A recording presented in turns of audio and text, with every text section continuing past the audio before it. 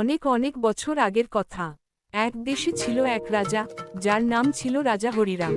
রাজা হরিরাম ছিলেন খুবই মজার স্বভাবের। তিনি রাজ্যের সকল কাজে মনোযোগী ছিলেন, তবে একটু খুনসুটির জন্য সবসময় প্রস্তুত থাকতেন। তার প্রিয় শখ ছিল প্রজাদের চমকে দিয়ে হাসানো। একদিন রাজা হরিরাম ভাবলেন, আমি সবসময় প্রজাদের জন্য কাজ করি, কিন্তু তাদের হাসানোর জন্য কিছু করি না। তখনই তিনি পরিকল্পনা করলেন এক মজার প্রতিযোগিতা, কে সবচেয়ে মজার কথা বলতে পারে। সকালবেলা রাজসভায় ঘোষণা করা হলো, যে ব্যক্তি রাজাকে এমন একটি মজার গল্প বলবে যাতে তিনি হেসে কুটি কুটি হয়ে যান, তাকে দেওয়া হবে এক ঝাঁকা সোনা।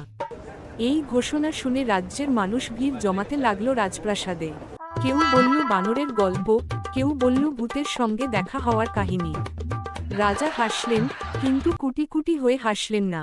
সবাই চেষ্টা করল, কিন্তু কেউ রাজাকে ভীষণভাবে হাসাতে পারল না। শেষমেশ এক গরিব ছেলে এল, তার নাম গোপাল। পরের পার্টের জন্য কমেন্ট করুন।